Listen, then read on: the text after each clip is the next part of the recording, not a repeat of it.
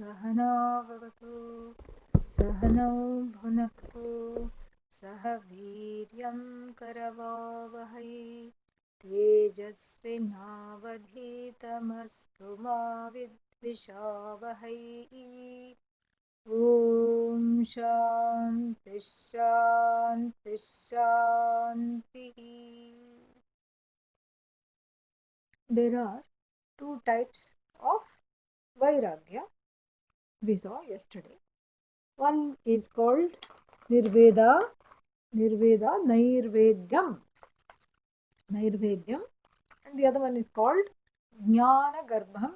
Jnana Garbham means it has, what is that, it has the backing of knowledge.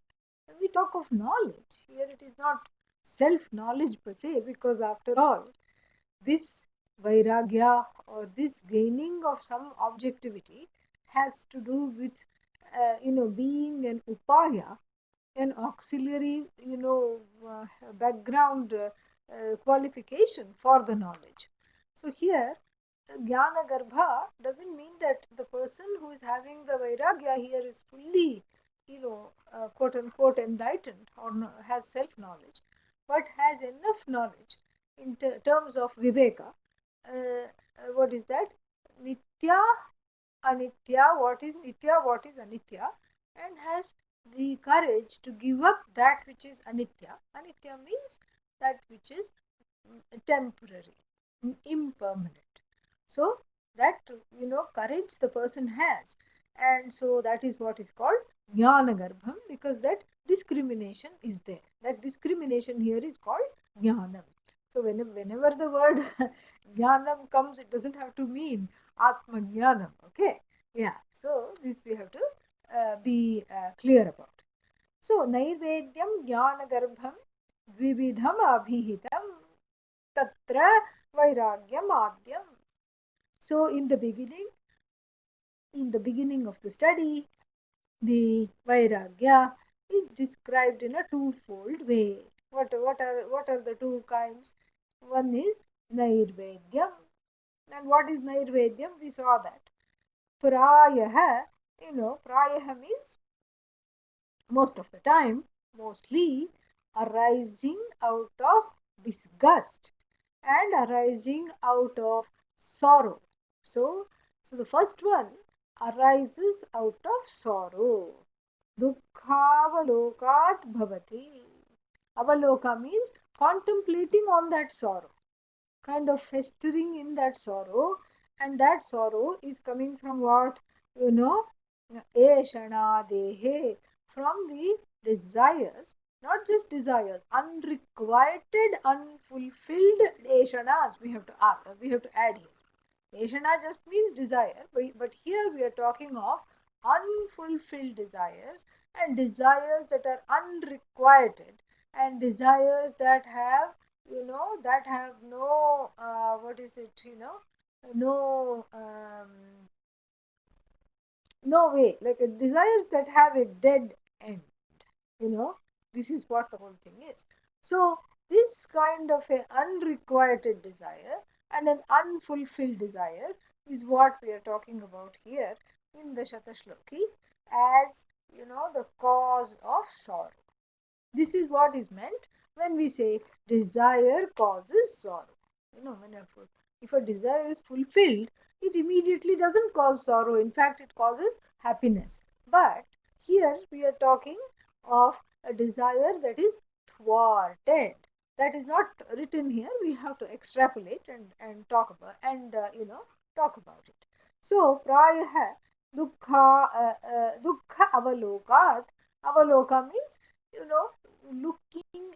Loka is to look here. Yeah. So avaloka, to look at the dukkha repeatedly, and then seeing that this dukkha is coming from unrequited expectations, unrequited desires, and unfulfilled wants in connection with griha. Griha means house. Why is it not so big? I wanted it to be bigger. I wanted it to have this kind of modern appliances that's not there. I wanted it to be just like the other person's. that didn't happen. And Suhrit, friend, and how come my friends, don't really do this with me? And what is wrong with them? These kinds of desires centered on friends. There are always expectations they should do this. I feel like I am the one giving in this relationship. How come they are not doing their part? How come I always invite them to my house, and and they never invite me to their house. And you know what? Bhagavan said, enough of this. Everybody stay in your respective houses. That is what Bhagavan has done now. And Griha, Sukhrit, and Putra. Putra means your offspring. So, with regard to the offspring, also, there are lot of unrequited, desires. You see the tendency to see the offspring as an extension of oneself, and to live through one's own, whatever, um, you know one's own thwarted ambitions. You couldn't become a singer, so you want to make your child into a singer, or a doctor, or an engineer, or something like that. And so this is what is called, you know the sorrow coming out of unrequited desire with regard to children. And then vittam means money. And of course, you know now with this corona virus, all these fears of money are there. The stocks are tumbling, economy is not doing so well. Oh my god, what's going to happen? And all this, is what is there. And so the anxiety, and that anxiety with regard to the money itself is the cause of this sorrow. And then what else? Adi is there. Adi means etc. Etc means you have to take spouse, and other things, pets, spouse, etc. And so this, the first kind of vairagya is born out of unrequited desires with regard to all of the things we have discussed. Okay, so what does that mean? The first kind of vairagya is born with regard to these, meaning that the repeated encounters with the loved ones, with the family, with the house, etc., leave one with a certain vairagya, a temporary vairagya arising out of some disgust. I don't want this. I don't have to have this. I don't need to do this. You know, who wants this? I'm taking sannyasa because I just don't want this. So the desire to get up and walk away because you're not getting what you want is a kind of a vairagya. Okay, so in other parts of the Shastra, it is called Jihasa Vairagya. Jihasa Vairagya, or one more name is there, Shmashana Vairagya. Funeral ground Vairagya. Okay, so the funeral ground Vairagya means what? That, you see someone die away, you're young, like so many people dying because of this coronavirus. And you see that, and then the person sees that, and the person is very affected and feels like, what is this life worth? It's nothing. One day the person is getting up and walking so young, and the next day the person is in a box, and then so the body is in a box. And then, I don't want anything. I'm not interested in anything. This is a kind of a temporary vairagya. Vairagya within quotes, that's why it was given the name Nirvedya here. It is a kind of a temporary vairagya. And why is it a temporary vairagya? Because it is only there as long as the difficult circumstances are there. It is only there as long as you cannot get your way with regard to your loved ones. But if they start by chance listening to you and wanting to spend time with you, then the vairagya also goes away. It's a temporary vairagya. But you know what? Even if this kind of a vairagya brings you to Vedanta, temporarily, and in the hands of a teacher who knows how to handle the pramana, the teachings, then it turns into the real vairagya, which is here called by the name Jnana Garbha, Jnana Garbha, Jnana Garbham. So then, that is described now in the third line. Jnana Garbham is what? Anyat Jnana Upadeshat Udita Vishaye. So, what happens then? As the person is studying Vedanta, because of the Upadesha, then there is a stronger and a more lasting Vairagya. Vairagya means really objectivity, the ability to see things as they are. What is, I have to see. I don't want to see, something that I want to see. That is what is called subjectivity. That is not Vairagya. So, subjectivity we are not talking about. We are talking about objectivity. That's why, Pujya Swamiji always translated the name, the word Vairagya, he always translated it as, what did he translated it as? The ability to see things objectively. Otherwise, the one is caught in subjective notions. Notions such as, this is how I want the world to look like. I mean, I don't like this virus. Well, nobody likes this virus, okay? Yeah. So I don't like this virus. I want it to go away. Okay, that also is a valid fact. Yes, you have these ideas. If somebody says that, that is okay. But then if they say, therefore this virus doesn't exist, I'm going to pretend that it doesn't exist, then that is not okay, because obviously there is, they're not, they're putting themselves in harm's way. So, like this, this is what is talked about here. Is the second vairagya comes with the exposure to the knowledge, and a little bit of exposure is this vairagya. So, the first vairagya is enough to find a guru and to go and study, and the second vairagya comes in time. May not be, like I said earlier, may not be a completely a jnani, must be maybe in the process of gaining this knowledge, and then still that person, what happens, Jnanopadeshat Udita Vishaye, you know. So, what happens? So, because of the Guru's teaching, Upadeshat, of the wisdom, then, the person is able to keep things at bay and focus on the teaching. You hear what things at bay? The subjective pains and sorrows from being some kind of a, what is that? Some kind of a projection. From projecting that, the person is able to keep that, from keep an objective view of the world, and not let one's subjectivity with regard to oneself, because one is full of wrong notions. This is why vairagya is needed.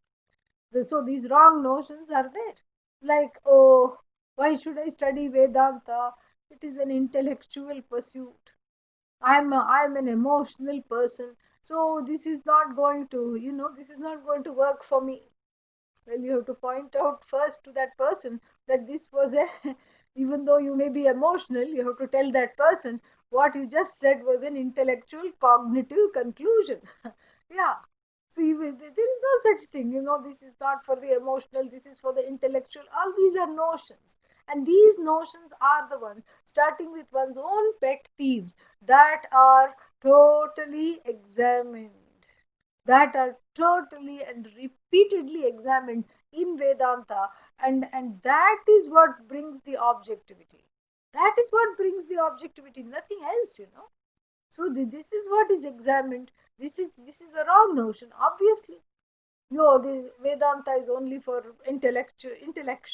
Too many intellectual things. I want to feel Brahman. Well, you are, the feeler is Brahman. Yeah, but how to feel Brahman? how to experience Brahman. All these questions come because obviously there is a resistance, there is a fear, and there is some kind of something blocked. There is a block in the way, and that block has to be cleared. And that block here is what is, that block, clearing of that block, is dependent upon the gaining of Vairagya. Vairagya here is not just getting up and going to the forest. Vairagya is clearing the infrastructure of notions that have collected through the ages, maybe through past lives, but certainly through one's childhood, socialization, and then whereas, like family patterns and beliefs, very limiting beliefs about the body, about the mind, about oneself, about the universe, even about Ishvara. Ishvara is a he. Many people are convinced. In fact, most of the world thinks of Ishvara as he. I was in a conference with Pujya Swamiji once long back, and then there they had we were writing a resolution, and we just put one clause. And what was that clause? You know, why not we invoke? Why not we acknowledge? Hereby we acknowledge that God is both mother and father. And those orthodox clergy from the major religions, they get threatened to get up and leave. No, no, no. God cannot be mother. God is only father. You didn't know whether to laugh or to cry, at the ignorance. No, God is He. How do you know? What does He look like? Well, He's formless. Formless but needing a gender. Oh, nobody can see Him. He's in heaven. Formless but needing a location. Formless but having a gender. Very strange, but this is what it is. This is so all the way up to Ishvara, or starting from one's own misconceptions about oneself. I am this many feet tall. I am, just like this. I'm a bunch of walking, talking, sleeping, eating, raga dveshas. That's all I am. I'm a bunch of likes and dislikes. I am this, I am that. This is how I need it. This is how I have to have it. All these things, these are all just notions. Notions about God, notions about the self, notions about the world, Jagat, Jiva Jagat, Ishvara. I mean, what else is left? Nothing is left. So the whole thing is covered. Is with what? With subjectivity. This is what has to be. This is what has to be turned around. Because subjectivity means I am not, I have a wrong notion. A. B. I am not willing to let it go. B, and C, the more I hold on to it, the more distorted my vision of myself and everything else is. This is what is more, and the more it becomes the cause of sorrow. That is what it is.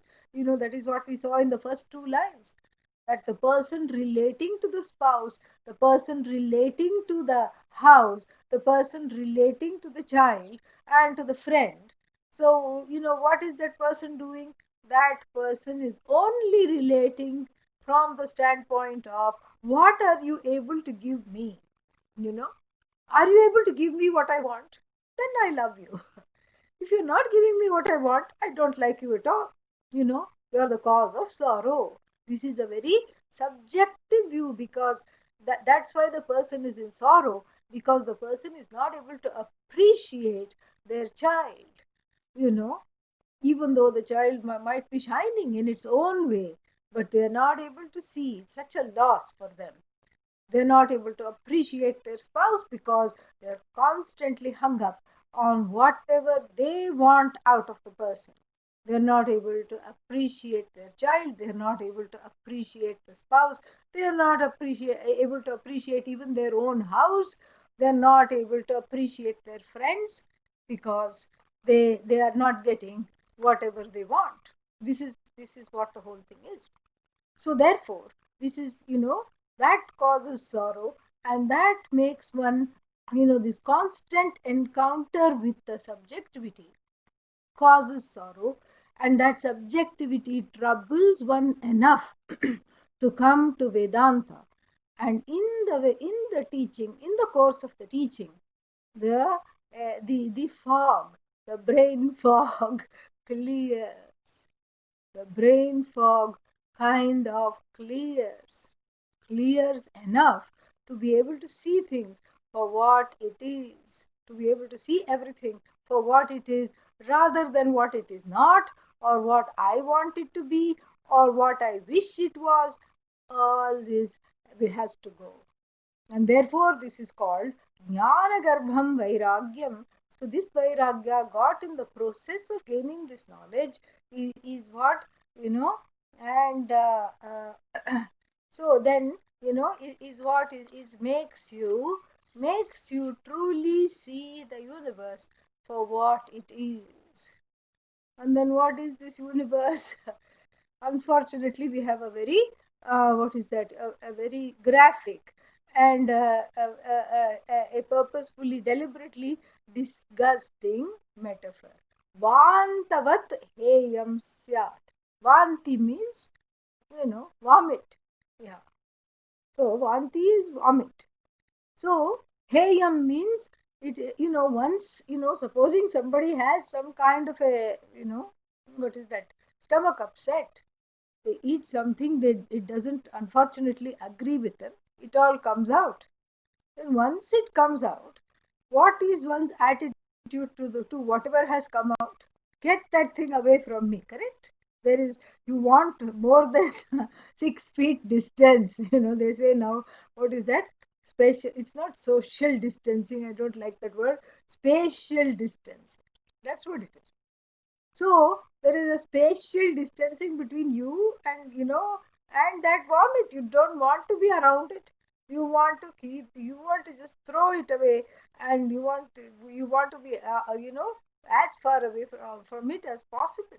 And you see that even with animals, they eat something. The dogs, the cats, they chew on some grass, and then they hack up something, and they quickly run away from there. They don't want to be looking at it and saying, oh, that was very nice food. I only had cooked it myself. Now let's see if I can eat it back again. This is not what one says. Unfortunately, that's the metaphor here. And Anandagiri in the in the Tika, in the little commentary, goes on and on about it. But anyhow, it's a very what is that unsavory metaphor, horrible metaphor. And what is this metaphor? you know yeah, it's a very horrible metaphor of something vomited up. So when you have something that has come out, because there is because of some eating excessively, somebody just threw up. And then what is the attitude towards that which has been thrown out? It is to not, you don't want to even look at it. There is, you don't feel like, okay, let me see if it'll come of use later. Let me freeze it. Let me refrigerate it. No such thing. You just want to leave it there and then throw it away as fast as possible. You're in a hurry to get rid of this.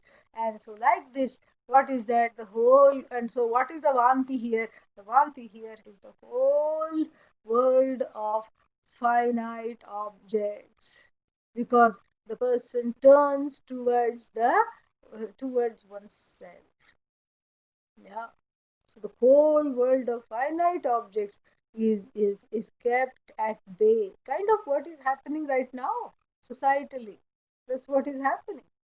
There is, even though you may want to go and enjoy a show, you may want to go and see a movie, but those are all what is that breeding grounds for the virus. Even a door handle you cannot touch. Even you cannot even if you're sitting next to somebody, you are looking at them suspiciously, and they are looking at you suspiciously. You cannot enjoy your movie. You cannot go to the mall unless you spell it MAUL. That's what it is, where you go to get mauled from, by the virus. So you cannot go to the mall. You cannot go to the movies. So everything is shut down. So this is like an enforced vairagya, to make use of this time to be really going deeper into oneself. That is really the message here. And so here, Vantavat heyam syat. Heyam means that which is to be totally and fully given up. So this is what it is, heyam syat. So the first vairagya is coming out of some kind of a, disconcerting feelings of not getting your own way. And then the second vairagya is not arising out of sorrow. It is arising out of the knowledge that everything is finite and what I want is the infinite. So the finite is greeted just like one might greet vomit, something disgusting, something I have to, immediately put a distance between, myself and others. Yeah. Spacious solidarity. Nice. Yeah. So that is the, so then, so Vamtavat heyata syat. Heyata means to be given up. Heyata. So that which has the status of that which is to be given up. Vamtavat heyata syat. Pravrajya api, प्रव्रज्य अपि द्विधा स्यात्. प्रव्रज्यं प्रव्राज्य प्रव्रज्य अपि द्विधा स्यात्. So finally he says that there are two ways of renunciation. Pravrajya here means renunciation. So there are two forms of renunciation. And what are those forms? The first form he talks about, dvidha syat. The first form is called, dvidha syat niyamita manasa. Niyamita manasa means for those whose minds have vairagya. Niyamita manasa. Niyamita manasa. So the ones who have gained this vairagya, the true kind of vairagya, they have gained this vairagya, and what have they done? They have grown as a result, and then they have, niyamita manasa, they have become, so they have, gained a lot of, maturity, and so their minds are calm. Those of resolved, disciplined minds are called niyamita, niyamita manaha. And so for this, for the people, niyamita manaha, for them what? Niyamita manasa. So from this attitude, there are two kinds of renunciations that are recognized. One is dehataha and one is gehataha. Very nice poetry here. Dehataha means you give up, you give up the identification with the body. You give up the body, because body after all is also like a house. You're living in it. So give up the body doesn't mean you jump out of it. You can't. So give up the body means that deha abhimana is given up. Abhimana means the identification. I am as good as this body is given up. I am as good as this body. If something goes wrong with this body, something is going wrong with me, that is what is given up. So then, dehataha and gehataha. Gehataha means the person has left the house. This is a common form of renunciation you see. So the person leaves the house. So you leave the house. Why? Because the house has a way of, creating that same subjectivity through feelings of I-ness and my-ness with regard to all the things that are in the house and with regard to the house itself. So one gets very fond of the house. The house represents not just a shelter, but maybe a status symbol. I have the best house in the neighborhood. Maybe it is, engenders some kind of a pride. One is house proud. Some matching curtains have to be there, and then it engenders some kind of a, frustration, because wherever you, if you don't like the house, wherever you see you don't like it, and but you can't buy another house, and then you just don't know what to do and you're upset. So it could, it's a very, what is that, triggering issue, the house. So then, in the olden times, the fourth ashrama, the fourth stage of one's life was what, you know, um, mm, the fourth stage of one's life was leaving the house, that one lived in all their life, and then going off to the forest. The third stage already was going into the forest, but then leaving the house in the forest as well. And then it's just oneself and the sky. No, no cooking, no cleaning, nothing. Just being, just being in the glory of the knowledge, and then allowing oneself to be moved around, to just move around freely. And he's going to say this in the next couple of verses, freely, like even a cloud. The cloud doesn't plan. Where shall I go? Where shall I spend the night? Maybe I should be over this city or that city. Where will I have the best view? No such thing. The wind moves it goes. The wind, lies low, and there is the heaviness in the air. It rains. It doesn't decide where should I rain, where should I not rain, where should I just, rest. All these things it does not decide at all. And so, like this, the person of freedom leaves the house because there's no need for the house anymore. The Vairagya has grown, the objectivity has grown so much that the person, sees the house as merely a place that was up till now giving some kind of a shelter. But then I can also go sit under a tree, or I can go sit somewhere else, or whatever it is. And the person leaves the house in order to have what is called jnana nishtha, a constant abidance in the knowledge. This is what is called sannyasa. So this is very common at least in the ancient times. This was a common form of renunciation. But what is uncommon is the second one he's talking about. What is that? Dehataha. So it's not just enough to leave the house. you know, that is a beginning. That is a way in which you get the vairagya. That the vairagya is clinched here. But then, don't rest on your laurels, because there is more. There is more to achieve. There is more ways to go. And what is there to go? What is there to do here? What is there to do is to see that, the body itself can be a trap, can be a trap of subjectivity, can be a trap causing sorrow, can be a trap which is not letting you go further, because one is constantly obsessed on what to do, how to do, where to go, what to do, etc. And so any kind of pain in the body brings one down. How to keep the virus away becomes a, what is that, 24/7 preoccupation, all these things. And so here the person of knowledge has very little, if any, deha abhimana. So deha abhimana means identification with the body is not there, or very little is there. Enough to just get by, and that's it. Enough to sit, stand, walk, and do whatever they need to do, but then nothing more is there. So these are the two renunciations, and then the vairagya leading to these renunciations. This is what is talked about. Why? Because in the 13th verse we saw the beautiful exposition of what this vision is, and then how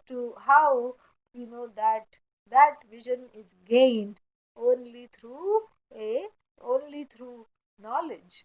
And through this knowledge, and for this knowledge, one has to you know one has to develop vairagya, objectivity, of being able to see that anything that I'm depending upon is not needed, because I am the one because of which everything depends on I am that self conscious, self evident, only non dual entity. Everything else depends upon me. I don't depend on anything else. And when you understand this, and the corollary vairagya is gained, then this knowledge becomes much more, deeply rooted, or well assimilated. Then what? Then further in the same vein, there are one or two, three verses, I think. So let us see. यः कश्चित् सौख्यहेतोस्त्रिजगति यतते नैव दुःखस्य हेतोः देहे ahanta. It should be ahanta. Okay, yeah, there are some mistakes here in this verse. So ahanta, not ahata. देहे अहंता तदुत्थास्पविषयममता चेति दुःखास्पदे द्वे jana oh, the third line also has a mistake. What is that? Let's see. Third line has two mistakes actually. Please correct those. Dehe ahanta taduttha. Yeah, that line I already told. Ahamta.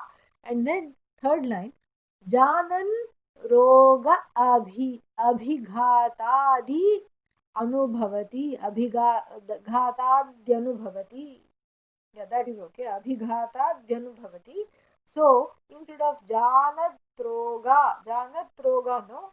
Janan roga abhighataadyanubhavati.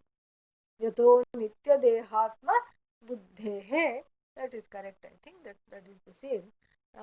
So janan roga yato anitya dehatma buddhehe. That there is also one mistake. Yato anitya dehatma buddhehe.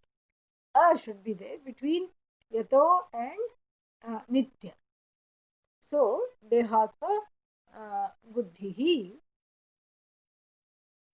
And then bharya putrartha nashe vishadam ath parameti na arati nashe. Yeah, that's correct. Parameti na arati nashe. Okay, so please correct this much, and then now we can chant it together.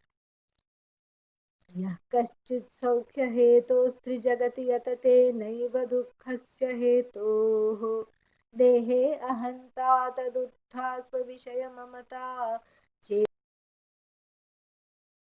दुःखास्पदे द्वे जानन् रोगाभिघाताद्यनुभवति यतो नित्यदेहात्मबुद्धिः भार्या पुत्रार्थनाशे विषमेति नारातिनाशे.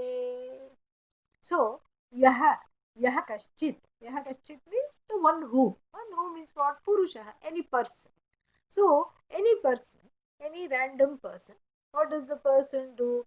Saukhya hetoho yatate trijagati. So, such a person. And whether that person is in Bhuloka, in this world, or in any other world, doesn't matter. What does the person do? Yatate. Yatata means strives. So the person strives. Where? Trijagati, in all the three worlds. The person, any random person, whether they are in the world or bhuvaha, suvaha, wherever they are, in any loka, they all strive for what? Yatate Saukhya hetoho yatate. Hetoho means for the cause of Saukhya, happiness. So everybody, no matter where they are striving for happiness. So anything they do is not for the sake of its own thing, but for the sake of happiness. For gaining some happiness, they are doing whatever they are doing. So any kind of a struggle, strife, and pursuit is for the sake of happiness. So, so naiva dukkhasya hetoho ayatate. So they don't, people don't strive for sorrow and do something. This is something which is very important to understand. Is that the full crux of a human being's pursuit is for the sake of pursuing happiness, not for the thing they may be doing. They may be doing many activities. Cooking. They may be cooking. Why are you cooking? In order to eat. Why do you have to eat? You can just eat some whatever, some dal rice. Why are you making this elaborate dish? No, it makes me happy. Exactly. So this is what it is. So cooking, going to work. Why are you going to work? Oh, I have to get ahead in life. Why? Because I have to make money. And why? Because I want to be happy. And they think money is going to make them happy. And or somebody thinks art is going to make them happy. Or somebody thinks writing a book is going to make them happy. So you see, anything that a person picks up, whether it's a job, whether it's a hobby, whether it is some kind of a craft, or whether it is their life's work, doesn't matter. It's all for the sake of happiness. Nobody says, I'm picking this up so that I can be miserable, you know. And even if there was some kind of a freak person who was going to say that I'm going to be doing this because I can be miserable, then that means what? They are happy being miserable. They must be, otherwise they wouldn't be doing this. And so, like this, he makes clear one particular thing here, very, very clear. What is this thing? That everybody is doing something or the other. Why? In order to be happy. So, and then, but ironically, what is happening here? Dehe, in the body, ahamta. So this I-ness, ahanta means ahamness. That's what it is. Ahamta means ahamness, I-ness. So the I-ness associated with the body, in other words, prachanda, severe body identification, taduttha. Uttha means utstha, arising from that. And then arising from that, svavishaya mamata. So first there is a body identification. The I is firmly placed in the body. And then the body is like this, I am like that. I am fat, I am thin, I am tall, I am short. And like this, so the I is firmly placed in the body. I'm angry. The I is placed in the prana, in the emotions. So like this, in the body, mind, sense complex, the I is trapped. The I is not placed in what we have seen yesterday as Satchidananda Atma. We have seen that yesterday. The I is not placed there. Where is the I placed? The I is placed in everything finite, starting with the body. So first is ahamta. I give myself I give myself a certain kind of a identity. I am this much. I am as good as this body. I am as good as this mind.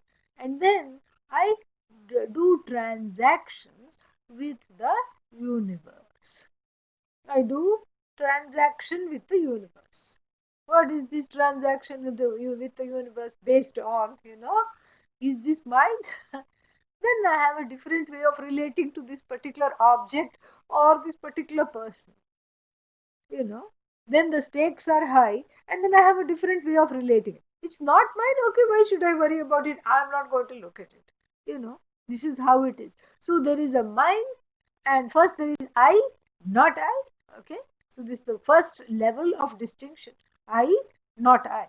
So I, here in this body, virus out there, and then I am not this virus, and I don't want to catch this virus. I don't want to have this oneness with the virus. Please, you stay away. Oh virus, I'm over here. Okay, so this is me, the one who obtains in this body mind sense complex.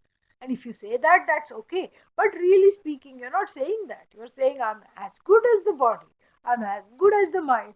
You over there, whether you're a virus or somebody carrying the virus, stay away. Stay away from me. Okay? So this is basically what the whole thing is. Now, okay. So now what happens? Now he says, first the I-ness comes, ahanta, and that ahamta gives way to what is called mamata. Mamata means, mama means mind. Mamata means mindness. Minus. So I-ness and minus. And so first comes I-ness, and that I-ness is firmly and in a limited way, ensconced in the body mind sense complex, and then it is just sort of identified fully with the body. And the person who has given themselves this identification, such a person is walking around, he or she, and then what does the person do? The person says, "This is I. This is not I." And then the next thing, corollary of that, "This is mine. This is not yet mine." I have to make it mine. This will never be mine. Oh, so sad. And this was mine, and now it has gone away. Oh, tears, tears, tears are coming. You see how? So, therefore, the author says that this I-ness and this mine-ness are the two things that are the cause of sorrow. Where does he say that? He says that right here in the second line. Dehe ahanta. So the I-ness, centered on the body, number one, and then what else? Taduttha, arising from that.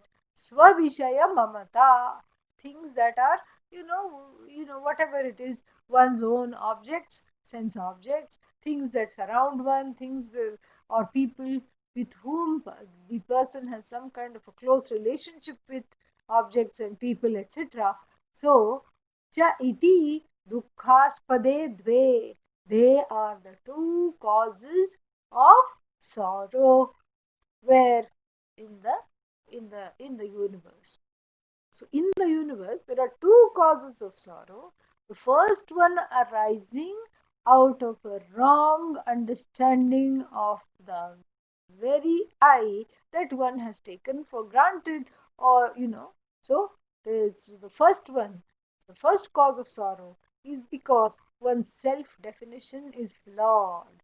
One is seeing oneself as good as the body, as good as the mind, as good as the emotions, as good as the senses, and one is being run ragged by one's own emotions. One is held hostage by one's own, ideologies and notions. And one is beaten up and hijacked by one's raga and dveshas. So where you see where this is going. Not a good place.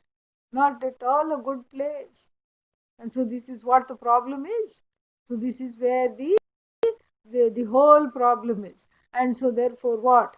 So therefore this is something that has to be rectified.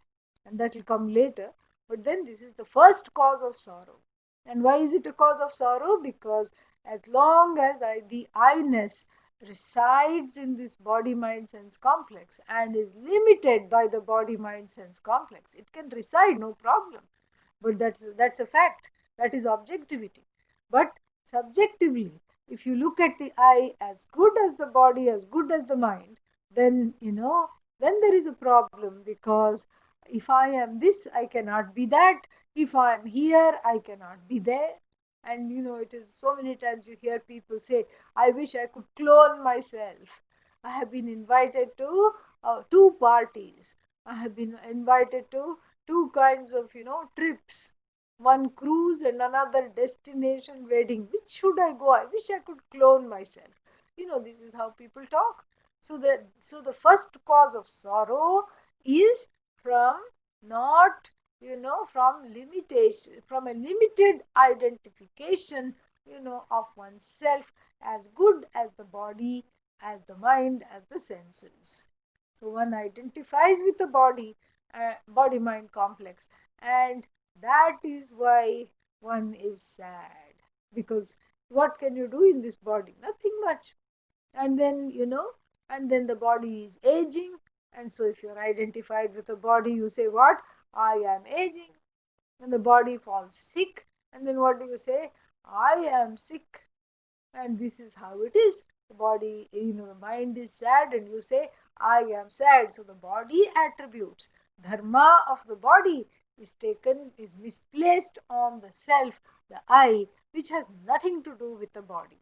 It is as though living in the body, but this is what the whole thing is. This is what is not known. So that is why it is the cause of the sorrow, because its subjectivity with regard to with regard to the understanding of the self, and the self is understood to be as good as anything that one can objectify, like the body, the mind, etc., and the self is not seen for what it is, for that which transcends the body, transcends the mind, that which is the conscious presence in all things, ever, lasting, never going out of style, always there in the same place, eternal, infinite I, which happens to occupy a body as though. That is how I have to see it. But here the person is firmly, tethered to the body, and then feels the weight of it and then cries. So this is the first cause of sorrow in the whole world. What is the second cause? So not enough will, as though this was not enough, the person then encounters all kinds of objects, people, places, things, etc. in the universe, and then makes a distinction. This is mine. These are my things. This is my company. These are my ideas. Even people, want to be paid for their ideas. Intellectual property rights are a real thing now. So then, so this, so this is my thing. These are my people. These are my ideas, and this is what I want. So this is what happens. And then what? And then the other person, when some other person comes to you, then again the person can say, you belong to me and you don't belong to me. You are a stranger, you are my person, you are my friend. And therefore what? Therefore you shouldn't talk to anyone else and have no other friends except me. you know, like this. So these are all, so the second cause of sorrow is not, the second cause of sorrow is identifying with all kinds of things in the universe, and then, having this relation, this possessive case, mine, not mine, I wish it were mine, all these things. That's the second cause of sorrow. And why is that a cause of sorrow? Because you will never get what you want. Why? Because the only law that prevails in the world is Murphy's law. What is Murphy's law? Whatever is supposed to go wrong, it will. Right now, the Murphy's law is what is very much in effect. And so then Janan means even though one knows one is not the body, because one has been studying, one knows that one still cannot help falling into this pit. He says, Janan roga abhighatadi anubhavati yataha. You know, so roga anughatadi anubhavati. So even though one knows I'm not this body, I must be something other than this body, still, the person experiences things connected to the body and grieves. Like what? Roga, illness. Now this illness is there everywhere in this universe, and everybody is just so frightened of it. So this illness one is, one has encountered, one has been bedridden, one has had all kinds of surgeries and everything, one has perhaps, encountered a car accident and then some other corrective surgeries, perhaps one was in a coma. So many things one has endured in terms of roga. And then abhighata means, any kind of injury, like somebody gives a sound beating. It happens. You go somewhere, you are attending a protest, and then you see that the protesters are all beaten up, just because they were in the wrong place at the wrong time.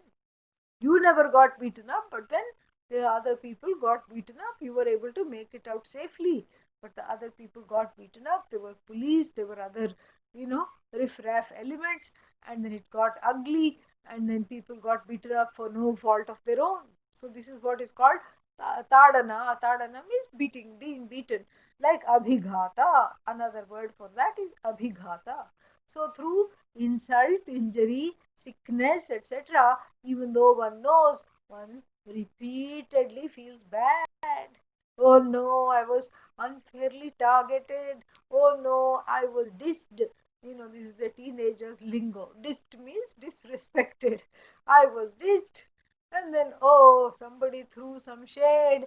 This is another new thing, Through shade didn't mean they hold an umbrella in front, on top of you. Okay, through shade means made you feel bad. Yeah, they threw some shade at you.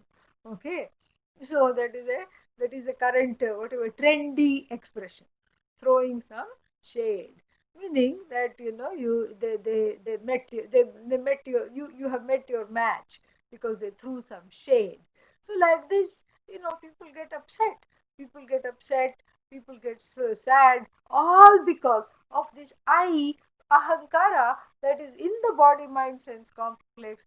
And then this pet peeves and notions and all these things which one has with regard to things in the world, people in the world, minus, etc. And so then, so janan rogabhighata ghatadi anubhavati. Yatah means because. Why? Anitya, yatah anitya dehatma buddhihi. So because the person is fully into anitya, not nitya. Anitya means non-eternal, such as what? The I notion connected to the body mind sense complex. Dehatma buddhi means the I notion that is firmly ensconced in the body mind sense complex. And therefore what? Therefore he gives a very interesting contrast here. Bharya putrartha nashe vipadam अथ parameति nara na arati nashe. So he says that, look at this, look at the me and the my here, you know, uh, very funny. Bharya putra dinashe. So then there is extreme vipada. Vipada means sorrow. There is extreme sorrow at the loss of the wife, the child, or the wealth, all those things that we talked about. But then, if the enemy dies in the battle, let's say the person is a kshatriya, soldier, and has these, so the person is very protective about their spouse and their child, etc. But then they'll go, they want their child to live, they want the spouse to live, but they happily go and kill one another person and then rejoice that the enemy has died. So all this is to show what? That this myness and this otherness, that kind of a divide is itself the cause of sorrow. The I-ness and the me-ness is the cause of sorrow, thereby putting everything down. Your whole effort, the whole effort of people to find happiness is what? Is stymied by this I-ness and myness. So that is the whole idea, because this is also coming in the way of vairagya. This is how we have to see. More we will see next Tuesday, Wednesday again. And then Friday, Saturday, from 1 hour earlier, from I think 5 to 6, 5 to 6, 6:15, I'll be I was supposed to give some talks in New York, and so that's going to happen online.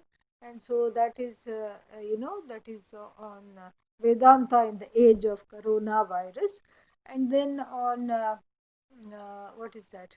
So next, not next weekend, the weekend after that, I will announce Bodhasara, a couple of classes we will have. Okay, all right. Om Purnamadah Purnamidam Purnat Purnamudachyate Purnasya Purnamadad Purnamevavashishyate. Om Shanti Shanti Shanti. Harihi Om Shri Gurubhyo Namaha. Harihi Om. So those programs are not in this room.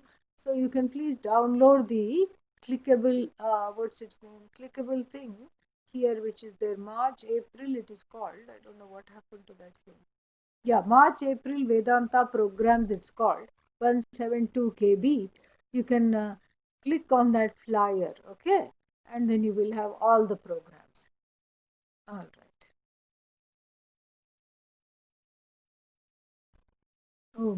That's it.